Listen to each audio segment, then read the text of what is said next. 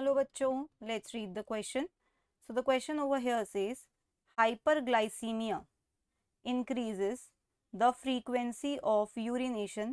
Explain.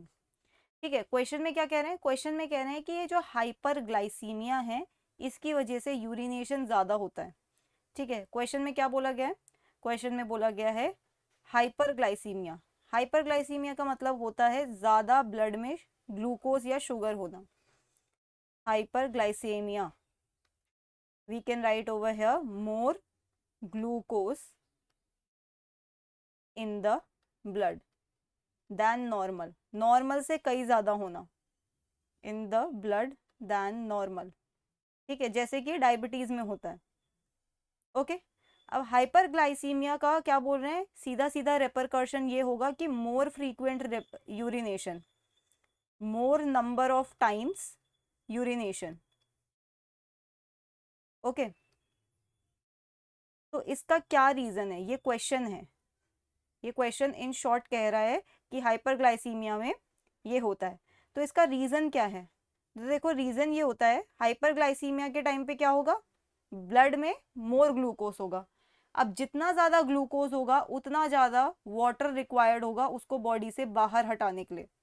Body क्या करती है? बॉडी कहती है कि जितना ग्लूकोज रिक्वायर्ड है उतना ही ब्लड में होना चाहिए, उससे ज़्यादा है तो उसे यूरिन के थ्रू भेज दो। अब जितना यूरिन प्रोड्यूस करना होगा उतना ही तो ज़्यादा, जितना आपको ग्लूकोज भेजना होगा उतना ज़्यादा आपको वाटर चाहिए होगा।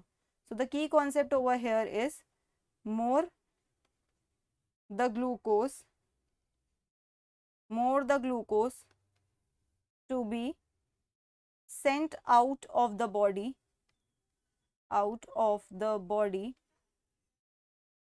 more water is required, more H2O is required,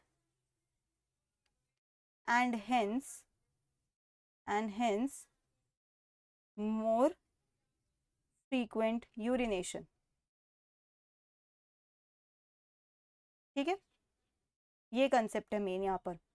तो हम इसको दूसरे तरीके से ऐसा लिख सकते हैं कि ब्लड में ग्लूकोज ज़्यादा है, blood glucose very high, very high. इसीलिए देखा होगा डायबिटिक पेशेंट्स को मोर फ्रीक्वेंटली यूरिनेशन आता है, क्योंकि they are not able to reduce their blood glucose with the help of insulin. तो उनको वो यूरिन के थ्रू बाहर भेजनी है। अब यूरिन के थ्रू बाहर भेजनी है तो ज़्यादा वाटर लॉस भी होगा उनके बॉडी से। ठीक है, इसी कंडीशन को जब ग्लूकोज बहुत ज़्यादा उसे होता है तो उसे कहते हैं hyperglycaemia. Okay, hyperglycaemia. अब ब्लड ग्लूकोज हाई है तो क्या होगा? तो उसको बाहर निकालना होगा बॉडी को, glucose to be removed, to be removed, extra glucose to be removed from the body. ठीक है, बॉडी से बाहर निकालना है एक्स्ट्रा ग्लूकोज को।